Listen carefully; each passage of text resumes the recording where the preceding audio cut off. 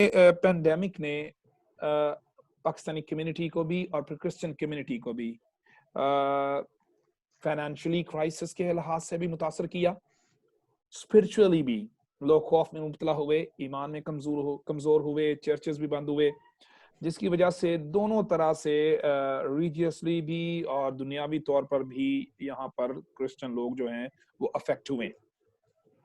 और इसमें हमारा बतौर चर्च क्या रिस्पांस होना चाहिए और किस हद तक हम उसमें कामयाब हुए हैं, ये शायद 100% हमारे पास बतौर चर्च इतने मजबूत नहीं हैं कि बहुत से वसाइल के साथ लोगों के पास रीच आउट कर सकें, लोगों तक पहुंच सकें और उनकी हर तरह से जरूरत को पूरी कर सकें। फाइनेंशियल क्राइसिस हैं और बहुत से मसाइल हैं, लेकिन उसके बावजूद हम खुदा का शुक्र करते हैं कि सारी कलीसियाओं ने, चर्चेस ने इस बोझ को महसूस किया कि जिस क्राइसिस में से क्रिश्चियन कम्युनिटी गुजर रही है, चाहे वो रूहानी हैं या दुनवी तौर पर हैं, उनमें उनके मददगार बना जाए और रीच आउट किया जाए। हर कलीसिया ने, मेरा ईमान है कि प्रेस्बिटेरियन चर्च की तमाम कलीसियाओं ने और दूसरी कलीसियाओं ने भी अपने अपने चर्च मेंबर्स तक तो हर एक ने किया और उन तक पहुंचे, उनकी मदद की। उसके अलावा चर्चेस बंद थे, ऑनलाइन, और फिर इसके अलावा मेरा ज़ाती तजुर्बा ये है कि हमने फ़ोन के ज़रिए से, व्हाट्सएप के ज़रिए से लोगों तक पहुंचने, उनका हाल पूछने, उनकी ज़रूरतों को पूरा करने की कोशिश की है और उन तक मुख्तलिफ तरीके से पहुंचते रहे हैं ताकि स्पिरिचुअली भी उनको मजबूत किया जाए, रूहानी खुराक भी दी जाए और उसके साथ साथ दुनवी तौर पर भी उनकी मदद की जाए। लेकिन उसके साथ साथ हमारी बहुत सी कलीसियाएं हैं जिन्होंने ना सिर्फ अपनी कलीसियाओं की मदद की बल्कि दूसरी कलीसियाओं की भी मदद करते रहे और बहुत दूर दूर तक दूसरी कलीसियाओं तक भी पहुंचे और अपने इस बोझ को महसूस किया। और खासतौर पर मैं अपनी कलीसिया के हवाले से भी बताना चाहूंगा कि इस वक्त में जब पेंडेमिक था और लोग फाइनेंशियल क्राइसिस में थे और बतौर पासबान लोग हमें फोन करके राब्ता करके पूछते थे कि जी हमने चर्च प्लेजेस जो हैं वो देने हैं। हमारा तीसरा माह है और हमने अपनी कलीसिया के तमाम लोगों को कहा कि आप चर्च प्लेजेस ना दें और आप जितना आपके पास आपका हदिया है, मंथली प्लेजेस हैं, आप अपने इर्द गिर्द लोगों को देखें, बगैर ये देखे कि हमारे चर्च मेंबर हैं या नहीं, उनकी मदद करें और अगर आप नहीं किसी शख्स को ढूंढ पाए तो हमें बताएं ताकि हम आपको बता सकें, हम आइडेंटिफाई कर सकें और आप उन तक पहुंच सकें। और वही हदिया जात जो हैं वो लोगों तक पहुंचने चाहिए क्योंकि लोगों को जरूरत है, ताकि लोगों की जरूरत पूरी हो सके, क्योंकि चर्च का काम न सिर्फ रूहानी जरूरत को पूरा करना है, चर्च का काम लोगों की जिस्मानी जरूरत का भी ख्याल रखना है। ये टू फोल्डेड मिनिस्ट्री है जो चर्च को सर अंजाम देनी है और चर्च ने खुदा का शुक्र है दी। इसके अलावा और हमारे प्रेस्बिटेरियन चर्च जिनको मैं जानता हूँ, फैसलाबाद का चर्च, अबादी अहमद साहब का, और भी चर्चेस, उन्होंने बहुत मिलियंस में लोगों की मदद की है और लोगों के पास पहुंचे हैं और लोगों को रिस्पॉन्ड किया है इस मुश्किल वक्त में और उनको रूहानी तौर पर भी फीड किया है। इस तरह से चर्च अपने तौर पर अपने महदूद वसाइल में भी, बल्कि अपने महदूद वसाइल से बढ़कर उन्होंने कोशिश की है कि लोगों तक पहुंचा जाए। ये पाजी बेद साहब, आपके पास आपने कैसे डील किया इसको, खासतौर पर देहाती पास्टर जिनकी हमने बात की है, पुअर हमारे जो गरीब पादरी, जैसे पादरी डोबन साहब ने जिक्र किया, हदिये नहीं आए और वसाइल बड़े कम हो गए, तो कैसे आप लोगों ने इसको डील किया? जी, मैं सबसे पहले तो इस बात को तस्लीम करना चाहूँगा कि जहाँ दुनिया ने इससे बहुत सारे सबक सीखे, हमने भी इससे बहुत सारे सबक सीखे। जो पहला सबक मैं समझता हूँ हमने सीखा कि वी वर नॉट रेडी। ठीक है, हमारे पास इस सूरत हाल के लिए प्रॉपर प्लानिंग नहीं थी, प्रॉपर कोई ऐसा सेल नहीं था जिसको हम क्राइसिस मैनेजमेंट सेल या डिजास्टर मैनेजमेंट सेल कहते हैं, वो नहीं है। हमारे पास कोई ऐसा रोड मैप नहीं था। हाँ, इसमें कोई शक नहीं कि इंडिविजुअली हमारे चर्चेज ने अपनी अपनी जगह पर बहुत किया और मैं ऐसे दोस्तों को भी जानता हूँ जिन्होंने, जो उनके खानदान बाहर के ममालिक में थे, वहां से भी उन्होंने सपोर्ट मंगवा कर अपने इर्द गिर्द लोगों की सपोर्ट की। और मैं यहाँ पर मेंशन करना चाहूँगा नौलखा चर्च ने इसमें काफ़ी काम किया, फिर Saint Paul Presbyterian church Gujranwala पादी साबिरगुल ने बड़ा काम किया, और इवन के जो हमारे वो चर्चेज जिनको हम समझते हैं कि शायद वो छोटे और फाइनेंशियली इतने स्ट्रांग नहीं है, उन्होंने बड़ा काम किया। तो भी यहाँ पर मैं ये बात बयान करना चाहूँगा कि इसके बावजूद हमने इंडिविजुअली तो बहुत कुछ किया, लेकिन बतौर चर्च हमारे पास कोई ऐसा कॉमन सेल नहीं था, कोई ऐसा कह कोई सकते ऐसा हैं कि इंफ्रास्ट्रक्चर नहीं है प्रॉपर। इंफ्रास्ट्रक्चर नहीं था जिसके जरिए से हम मेन लाइन चर्च के साथ मिलकर काम कर सकते। हर एक ने अपने अपने तय कोशिश की और बहुत अच्छी कोशिश की, लेकिन होना ये चाहिए था कि ये सारे चर्चेज अपने मेन चर्च के साथ, हेड ऑफिस के साथ मिलकर इस काम को करते। हाँ, यहाँ पर एक जो बड़ा निगलेक्टेड पॉइंट था और लोगों ने शायद इसको उस तरह से महसूस नहीं किया कि पादरी साहबान बड़े मुतासर हुए, खासतौर पर जो देहाती पासवान है। जरा तसव्वुर कीजिए, जब लोगों के पास खाने को कुछ नहीं है, जब लोगों के पास करने को कुछ नहीं है, तो चर्चेज भी बंद है, आप किसी के घर भी नहीं जा सकते, सोशल डिस्टेंसिंग भी है। तो पादरी साहबान, वो ऐसे वक्त में मैंने बहुत सारे पादरी साहबान की कहानी सुनी है, उनके लफ्जों में सुनी है कि कई दफा उनके बच्चे भूखे सोए, कुछ पादरी साहबान के। कई दफा उनको इस तरह से कह सकते हैं कि उनके पास करने के लिए कुछ नहीं है, उनके पास खाने के लिए कुछ नहीं है। और मैंने कुछ पादरी साहबान को सरीहन आंसुओं से रोते देखा। And this is the point where we are lacking, कि हम बतौर चर्च उनकी शायद उस तरह से नहीं कर सके। और ऐसे वक्त में मतलब माली हालात पादरी रोबन भी जानते हैं, आप भी जानते हैं कि हमारे जो रिसोर्सेज हैं वो we were not ready for this pandemic. तो इस हवाले से हमने काफी जगह पर, हुसूसन पादरी साहबान ने बड़ा सफर किया। अगरचे लीडरशिप ने, जो भी लीडरशिप है, उन्होंने अपने तय कोशिश की कि किसी ना किसी तरह से ज्यादा पादरी साहबान की हेल्प आउट की जाए, लेकिन overall we need to commit this कि हम इसके लिए तैयार नहीं थे।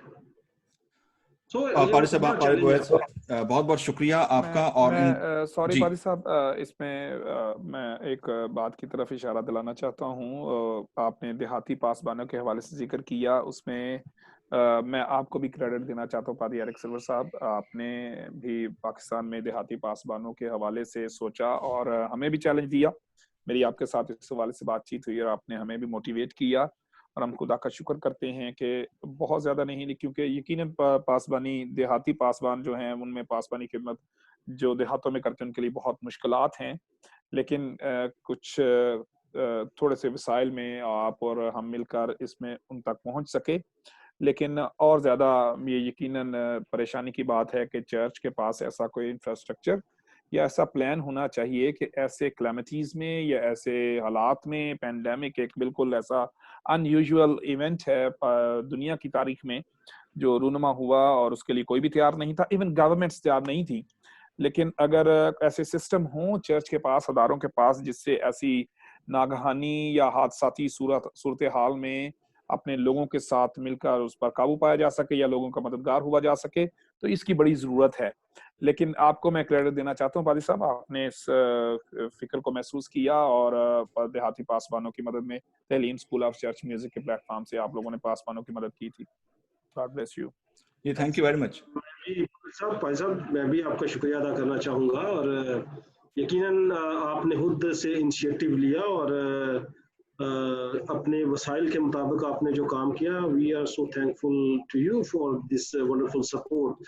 और उसके पादरी साहबान खसूसन जो देहाती हैं, अगरचे हम सब तक तो नहीं पहुंच सके, लेकिन कुछ लोग जो जिनका जिक्र आपसे किया गया, हम उनकी तरफ से, मैं और प्रेस्बिटेरियन चर्च की तरफ से आपका शुक्रगुजार हूँ, आउटरीच चर्च का, और इस तरह से Tehleem school of church music and worship, कि आपने हमारे लिए बड़ा काम किया। और मैं यहाँ पर ये चैलेंज जितने हमारे सुनने वाले हैं उनको ये देना भी चाहूँगा कि मुझे एक पादरी साहब की कोटेशन याद आती है, और मैं यहाँ पर उसको बयान करना चाहूँगा कि जंग की तैयारी जो है वो जंग के दिनों में नहीं की जाती, बल्कि अमन के दिनों में जंग की तैयारी की जाती है और उसके लिए तैयार हुआ जाता है। और हमने इससे यही सीखा कि हमें किसी वक्त के लिए भी तैयार होना चाहिए। और इंफ्रास्ट्रक्चर की बात जो थी, मैं ये समझता हूँ कि हमारा ऐसा एक डिजास्टर मैनेजमेंट सेल होना चाहिए जो कि इसके लिए बाकायदा काम करे, और चर्चिस को ऐसी चीजों पर फोकस करना चाहिए। बहुत शुक्रिया पारी साहबान, और मैं आप दोनों भाइयों का बहुत शुक्रगुजार हूँ। आपने इसको इनिशिएट किया, रिकग्नाइज किया, और मैंने कोई बड़ा एहसान नहीं किया, मेरी जितनी हैसियत थी वो मैं कर सका, और मैंने अपनी बरादरी के लिए किया, अपने भाइयों के लिए किया। कोई कहना चाहिए कि कोई एक्स्ट्रा काम नहीं है, और we will try to do again. और हम जानते हैं कि ये आगे, और ये सिर्फ देखें मैं अकेला यहाँ बैठा हूँ, मेरी तरह के बहुत सारे लोग यहाँ बाहर के मुल्कों में बैठे हैं जो करना चाहते भी हैं और जो कर भी सकते हैं।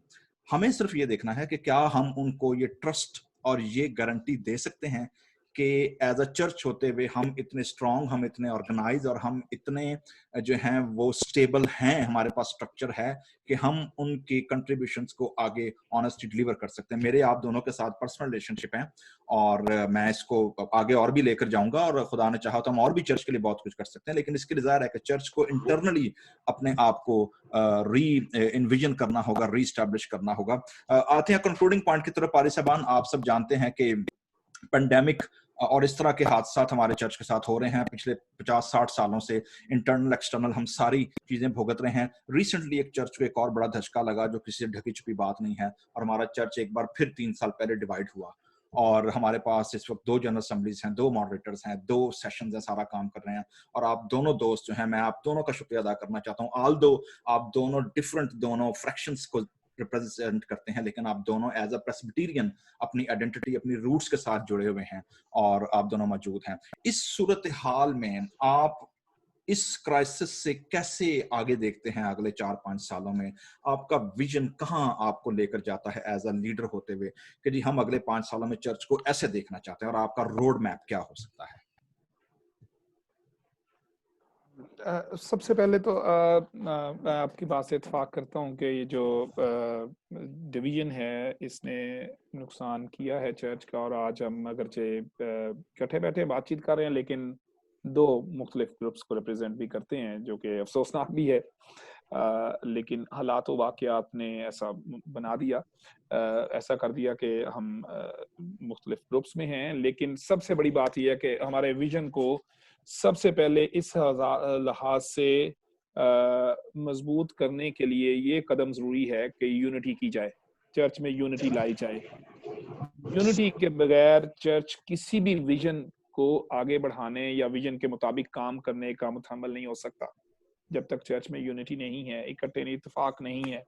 और ख़ास तौर पर अगर हम अर्ली चर्च की भी मिसाल को देखें तो यूनिटी, और फिर ख़ास तौर पर ये गुज़श्ता दिनों में ईद पेंतिकोस्त हमने मनाई, और उन दिनों में असेंशन और ईद पेंतिकोस्त के दरमियानी वक्त में जो तैयारी का वक्त था, उसमें विद वन अकॉर्ड जो हमें लफ्ज़ मिलता है कि एक दिल होकर, मुत्तफ़िक होकर, with one minded, with one passion लोग इकट्ठे थे और दुआ कर रहे थे, तैयारी कर रहे थे, ताकि उस जिम्मेदारी को पूरा कर सकें जो यीशु ने अपने शागिर्दों की लगाई थी, ग्रेट कमीशन को पूरा करना। इसलिए मैं समझता हूं कि हमारा सब विजन में जब हम सोचते हैं कि हम आगे क्या करेंगे, सबसे पहली बात यह है कि हमें यूनिटी के लिए काम करने की जरूरत है, चर्च इकट्ठा हो सके, हमारी शनाख्त दोबारा से बहाल हो सके। ये सबसे पहले मैं ये सोचता हूँ कि हमारा विजन होना चाहिए, हर प्रेस्बिटेरियन पास्टर का ये विजन होना चाहिए, और लीडरशिप का भी ये विजन होना चाहिए, क्योंकि लीडरशिप ज्यादा जिम्मेदार है इस मामले में कि वो यूनिटी की तरफ लेकर जाए और हमें इकट्ठा करे। यूनिटी नंबर 1 हमारा जो गोल है फ्यूचर में कि ये हो। उसके बाद चर्च की जो जिम्मेदारी है, चर्च की जिम्मेदारी असल में खुशखबरी को फैलाना है, मुनादी करना है, खुशखबरी को फैलाना है। उसके तरीके मुख्तलिफ हो सकते हैं, खिदमत के जरिए से, मुख्तलिफ अदारों के जरिए से, कलाम के जरिए से, चर्चेस के जरिए से, चर्च प्लांटिंग के जरिए से, पास्टर्स की सपोर्ट को बढ़ाने के जरिए से, पास्टर्स की मदद करने के जरिए से, या पास्टर्स की फैमिलीज को तरक्की देने के, देहाती पासवानों के लिए कोई प्लान बनाने के हवाले से। ये सारे विजन जो हैं, ये सारे मंसूबे जो हैं, ये एक चर्च को तरक्की देने के लिए और यीशु की दी हुई जिम्मेदारी और खिदमत को बढ़ाने के लिए बड़े अहम हैं। चर्च की तरक्की, क्रिश्चियन कम्युनिटी की तरक्की इस बात में पिना है कि चर्च और चर्च लीडरशिप यूनिटी की तरफ जाए, फ्यूचर में हम चर्च को इकट्ठा कर सकें, और उसके बाद चर्च की जो जिम्मेदारी है, जिसमें चर्च प्लांटिंग है, कलीसियाई खिदमतें हैं, या कलीसिया में रहते हुए कलीसिया की तरक्की के लिए इंस्टीट्यूशंस का बनाया जाना, तालीमी अदारों का बनाया जाना, पादरी साहबान की मदद, पादरी साहबान के खानदानों की मदद, उनके बच्चों की तालीम की जिम्मेदारी, ये सारी जिम्मेदारियां चर्च को और चर्च लीडरशिप को लेने की जरूरत है और इसको अपने बोझ के तौर पर लेते हुए चर्च को आगे फ्यूचर में, मुस्तकबिल में अगर 5 साल में देखें तो हमें इसकी तरफ जाने की जरूरत है। अभी तक हम सिर्फ प्रेस्बिटेरियन चर्च के नाम से तो लोगों को वाकिफ कर पाए हैं, या हम अपने आप को प्रेस्बिटेरियन कहते हैं या प्रेस्बिटेरियन सिस्टम की तारीफें करते हैं कि हमारा प्रेस्बिटेरियन चर्च बहुत अच्छा सिस्टम है, लेकिन अमली तौर पर हम उस खिदमत से जो यीशु ने चर्च के लिए रखी है, कलीसिया के लिए रखी है, उससे बहुत दूर हैं, पीछे हैं। उसकी तरफ बढ़ने के लिए जरूरी है कि हमें दयानतदारी से इस जिम्मेदारी को पूरा करने के लिए अपने आप को फोकस्ड करना पड़ेगा। बहुत शुक्रिया, बहुत शुक्रिया पादरी डोबन साहब। पादरी उबैद साहब, आपके जहन में क्या है एज एग्जीक्यूटिव सेक्रेटरी होते हुए next 5 year plan? The first thing जो पादरी साहब ने मेंशन की वो मेरी भी वही है, और यकीन जानिए इस डिवीजन से पहले पादरी रॉबन और दीगर जो इस वक्त टॉप लीडरशिप में है, we were very best and close friends, और हम हर हफ्ते जब तक इकट्ठे नहीं होते थे हम रह नहीं सकते थे रोजाना। बल्कि मैं जब जनरल ऑफ कोर्स जब मैं इनको अपने, जब हम मीटिंग करते हैं और जब हम इकट्ठे होते हैं, इनको नहीं देखता तो मेरा दिल दुखता है, यकीनन इनका भी दुखता होगा।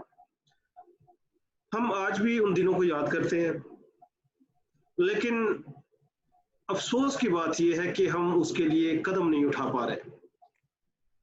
यूनिटी जो है, अगर हम अपने आइन को भी देखें तो आइन को में भी ये बात वाज़ेह तौर पर बयान की गई है कि हमारा मकसद जो है वो खुदा के कलाम को फैलाना और दूसरे लफ्जों में मसीह खुदावन बतौर नमूना मसीह खुदावन को पेश करना। बाकी सारी बातें पादी साहब ने कर दी। मैं यहाँ पर सिर्फ ये बयान करना चाहूँगा कि बतौर लीडर प्रेस्बिटेरियन चर्च को मजीद दुआ में झुकने की ज़रूरत है। मजीद, चूँकि मसीह खुदावन की अगर आप मिनिस्ट्री को भी देखें तो दैट वाज मोर रिलेशनल, वो ताल्लुकात पर बेस करती थी। यीशु मसीह उनके लिए रोता है, यीशु मसीह उनके लिए फिक्र करता है, और वो सारी बातें जिनका जिक्र पादरी रॉबन ने किया, मैं समझता हूँ कि बतौर लीडर मैं भी और बतौर लीडर पादरी साहब भी, हम सब इस बात को देखते हैं। मैं बतौर एग्जीक्यूटिव सेक्रेटरी जब अगले 5 साल देखता हूँ तो मैं समझता हूँ कि पहली चीज सुलह होनी चाहिए, क्योंकि वही दर्द मेरे दिल में है प्रेस्बिटेरियन चर्च का जो पादरी रॉबन के है, वही दर्द मेरे सीने में है जो दीगर पादरी साहबान के। और यकीन जानिए कि इस सूरत हाल से ना सिर्फ हम बल्कि तकरीबन वो शख्स जो प्रेस्बिटेरियन चर्च के लिए दर्द रखता है वो उसका दिल दुखता है। मैं अगले आइंदा 5 सालों में चर्च को बढ़ता हुआ देखना चाहता हूँ, और इसके लिए यकीनन मैं शुक्रगुजार हूँ टॉप लीडरशिप का भी, जिन्होंने अपने दिल खोले हैं, और अब थोड़ी सी जो दूरियां हैं वो नजदीकियां बनना शुरू हुई हैं, और मैं उनका शुक्रगुजार हूँ। और मैं यहाँ पर किसी का नाम मेंशन नहीं करूंगा, लेकिन जो टॉप लीडरशिप है वो इसके लिए दुआ भी कर रही है और वो अमली तौर पर कदम भी उठा रही है, and you will see in near future. I am hopeful for that. खुदा इसके लिए हमारा साथ देगा, और मैं समझता हूँ कि जब चर्च एक होगा, आप यकीन जानिए ये जो सूरत हाल है इसने हमें तमाशा बना दिया। जब भी कोई शख्स डोनर या कोई भी शख्स पूछता है तो वो पहले पूछता है भाई किस ग्रुप से हो। वो ये नहीं कहते कि प्रेस्बिटेरियन चर्च, वो कहता है हाँ भी किधर आ लो। ऐसी सूरत हाल का सामना करने के लिए लीडरशिप को एक प्लेटफॉर्म पे आना जरूरी है। और मैं आपके तवज्जुह से जितने ग्रुप्स हैं सबसे ये रिक्वेस्ट करना चाहूंगा कि हम इसके लिए जो काम कर रहे हैं, हम इसके लिए जो दुआ कर रहे हैं, छोटे छोटे जो कह सकते हैं कि डिफरेंस ऑफ ओपिनियन है, छोटे छोटे जो कह सकते हैं कि इंटरेस्ट है, उनको छोड़कर हमें जो ग्रुप इंटरेस्ट है या नेशनल इंटरेस्ट है या चर्च का जो मुफाद है उसके लिए इकट्ठा होने की जरूरत है। और मैं यहाँ पर जितने सुनने वाले हैं उनको ये कहना चाहूंगा कि please pray for this unity, ताकि चर्च जो है वो अपने उसी जो ग्लोरियस पास्ट है उसको हासिल कर सके। थैंक यू भाई साहब फॉर प्रोवाइडिंग दिस अपॉर्चुनिटी। बहुत बहुत शुक्रिया आप दोनों दोस्तों का और आने का और इनविटेशन एक्सेप्ट करने का। मैं इस पॉइंट को कंक्लूड करना चाहता हूं, और खासतौर पर जैसे हमारे दोनों दोस्तों ने इस ख्वाहिश का इजहार किया है, चर्च एक होना चाहिए। जैसे यसुम से ने कहा था कि जब तुम आपस में एक दूसरे से मोहब्बत रखोगे, लोग जानेंगे तुम मेरे शागिर्द हो। जब तुम ये पहला पैगाम दिया गया चर्च का, जो मार्क है साइन का, वो है वन होली अपॉस्टोलिक रसूली नीयत के ऊपर खड़ा हुआ जो चर्च है, वो हमारे पास होना चाहिए। प्रेस्बिटेरियन चर्च ऑफ पाकिस्तान का ग्लोरियस पास्ट है। इस ग्लोरियस पास्ट के साथ साथ चर्च ने क्राइसिस भी भुगते हैं, चर्च ने डिवीजन भुगती है, चर्च ने कोर्ट केसेस भुगते हैं, चर्च ने प्रॉपर्टी लॉस की है, चर्च ने बहुत कुछ भुगता है। लेकिन स्टिल हमारे पास होप है, हमारे पास बड़ा पोटेंशियल है, हमारे पास लीडरशिप है, हमारे पास विजनरी लोग हैं, हमारे पास एकेडमिशियन हैं। इस चर्च के पास बहुत सारी चीजें हैं, और जो चर्च जो है वो हमें फ्राहम कर सकता है। और मैं यहाँ पर आप दोनों दोस्तों के तवस्सुत से, अमूमन जैसे पास्टर बेस साहब ने जिक्र किया कि जब बाहर के लोग पूछते हैं तो मुझसे अक्सर लोग पूछते हैं जी कि is it a theological division, क्योंकि यहाँ पर लोग समझते हैं कि डिवीजन थियोलॉजिकली पॉइंट पर हो सकती है। तो मैं उन्हें नहीं समझा पाता कि भाई ये अब इकोनॉमिकल रीजन है, ये स्पिरिचुअल रीजन है, या ये एडमिनिस्ट्रेटिव रीजन है। सो कुछ लोगों को समझाना जरा मुश्किल है out of context. So we need to address that. Unity is the time, is the need of the time. सो हमारे चर्च को इस वक्त बहुत ज्यादा यूनिटी की जरूरत है। वो सारे एलिमेंट्स जो बैकडोर काम कर रहे हैं, जो मिला रहे हैं, जो ब्रिज बन रहे हैं, जो गैप को फिल कर रहे हैं, हमें उनके लिए दुआ करने की जरूरत है। हमें चर्च के बारे में होपफुल होने की जरूरत है, हमें चर्च के बारे में पॉजिटिव विजन रखने की जरूरत है। जो रिकंसिलिएशन प्रोसेस है, जाहिर है कि रिकंसिलिएशन प्रोसेस विदाउट पेन नहीं होता, और कोई भी हीलिंग उस वक्त तक नहीं हो सकती जब तक आप डायग्नोस नहीं करते किसी बीमारी को। डायग्नोस करने के बाद आप उसका प्रोग्नोसिस देते हैं, then you come to the surgery और व्हाटएवर, केमोथेरेपी या कोई भी इंटेंसिव केयर यूनिट में जाना पड़ता है। प्रेस्बिटेरियन चर्च इस वक्त इंटेंसिव केयर यूनिट के अंदर है। हमें उसकी सेहत की, हमें उसकी बहाली की, हमें उसकी दोबारा से खड़े होने की, स्ट्रेंथन होने की जरूरत है, और डायग्नोसिस करने की जरूरत है चर्चेस को, लीडर को बैठकर कि जी क्या प्रॉब्लम है, हम किस तरह कॉम्प्रोमाइज पे आ सकते हैं, हम किस तरह मिल सकते हैं। मैं इस वक्त ज्यादा डिटेल में नहीं जाना चाहता, लेकिन मैं आप सबसे गुजारिश करना चाहता हूं कि आप अपने इर्द गिर्द बैठे ऐसे एलिमेंट जो चर्च को ब्रेक करते हैं, जो चर्च को तोड़ते हैं, चर्च को खोखला करते हैं, उनसे खबरदार रहें। और अगर आप अपना इन्फ्लुएंस यूज कर सकते हैं, यूज करें। कि चर्च के ब्रॉडर यूनिटी और मिशन के लिए जरूरी है हम अपने पर्सनल प्रेफरेंस से पीछे हटें और हम चर्च को सामने रखें। खुदावंद आप सबको, आप दोनों पादी साहबान को बहुत ज्यादा बरकत दे, और आपके आज के इस वक्त का, आपके कंट्रीब्यूशन का, और मैं जो जितने व्यूअर्स हैं, खासतौर पर जो मुल्क से बाहर बैठे हैं और आपका ताल्लुक किसी न किसी तरीके से प्रेस्बिटेरियन चर्च या पादी साहबान के साथ रहा है, नंबर 1 प्लीज प्रे, दुआ करें इस यूनिटी के लिए। नंबर 2 हम ये चाहते हैं कि प्रेस्बिटेरियन चर्च जो है वो अपने कदमों पर खड़ा हो। हमारी लीडरशिप में बड़ा पोटेंशियल है, और हमारे लोग जो बाहर बैठे हुए हैं उनके पास इतनी कैपेसिटी है कि वो चर्च को पाल सकते हैं, संभाल सकते हैं। लेकिन इसके लिए इंटरनली चर्च को बहुत ज्यादा स्ट्रांग होने की जरूरत है और अपने आप को खड़ा करने की जरूरत है। पारी साहबान, any final thought, any final comment, and then we will depart. बहुत शुक्रिया पादी एरिक सरवर साहब इस खूबसूरत इंतजाम के लिए जो आपने किया, जिसके जरिए से हम इकट्ठे बैठ सके, और हमारे साथ बहुत से और लोग भी, पासवान भी जरूर शामिल होंगे इस कन्वर्सेशन को सुनने में। मैं पादी उबैद और खुद भी इस बात को महसूस करता हूँ, और भी पादी साहबान महसूस करते होंगे कि इन मसाइल की वजह से चर्च अपने असल मिशन से हट चुका है, और प्रेस्बिटेरियन चर्च की जो खिदमात हैं उसको हम नज़रअंदाज करके छोड़ चुके हैं, और अपने आप को बचाने या अपने आप को बेहतर बनाने या अपने फ़वाइद के लिए काम कर रहे हैं।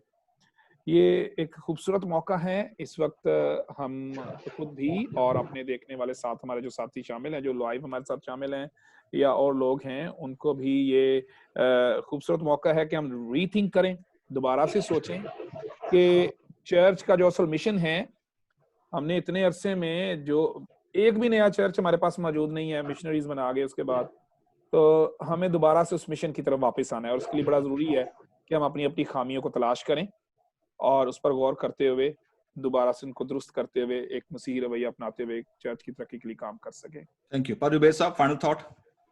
Yes, thank you very much पादी साहब। मैं once again I am thankful कि आपने ये मौका प्रोवाइड किया कि हम दोस्त मिलकर एक अहम या वक्त की ज़रूरत जो है उस टॉपिक पर बात कर सकें, और हमने मुख्तलिफ चीज़ों को देखा, और मैं शुक्रगुजार हूँ कि हमने इस बात को रियलाइज़ किया by the end of the day हम इस बात पर एग्री हैं कि अगर चर्च को स्टैंड करना है, अगर चर्च अपने कदमों पर खड़ा हो सकता है, तो वो सिर्फ और सिर्फ इकट्ठे होकर है। और इसमें बहुत सारी चीजें हैं जिनको पादी रॉबिन साहब ज्यादा बेहतर तौर पर जानते हैं कि अगर हम इकट्ठे नहीं होंगे तो चाहे वो प्रॉपर्टीज है, चाहे वो रिसोर्सेज है, चाहे कुछ भी है, हम हर चीज खो देंगे। हमने बहुत कुछ खोया, लेकिन अभी मौका है कि हम उस चीज को दोबारा से स्टैंड करें, चर्च को उसके कदमों पर खड़ा करें। और इसके लिए मैं और आप मिलकर, आप जब मैं कहता हूँ तो जितने देखने वाले सुनने वाले हैं, हम सब मिलकर इसको कर सकते हैं, कोई अकेला शख्स नहीं कर सकता। And once again thank you very much, God bless you.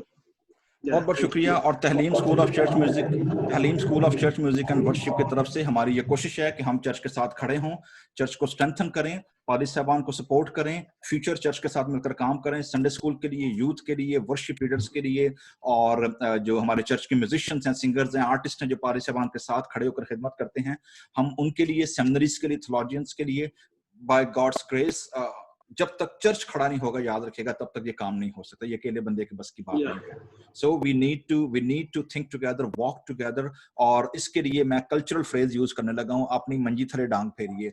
ये देखें कि हमारे अंदर कौन से ऐसे लोग हैं, हमारे अंदर ऐसे कौन से लोग हैं, ऐसी भेड़ें हैं कि जो चर्च खोखला कर रही हैं, and get rid of them. उनको हटाएं वहां से, और ऐसे विजनरी, ऐसे क्रिएटिव और ऐसे एंथुजियास्टिक लोग लेकर आए। नंबर 1, जैसे अभी जिक्र किया है, जिनके अंदर यूनिटी की स्पिरिट हो, जो ऑनेस्ट हो, और सबसे अहम बात यह है कि जिनकी खिदमत की, मिनिस्ट्री की इंटेग्रिटी हो, वो अपने से बढ़कर वो खुदा की कलीसिया को और खुदा के लोगों को प्यार करने वाले हों। खुदावंद आप दोनों दोस्तों भाइयों की खिदमत को, खानदानों को बड़ी बरकत दे, और तमाम सुनने वालों दोस्तों बहनों भाइयों को बहुत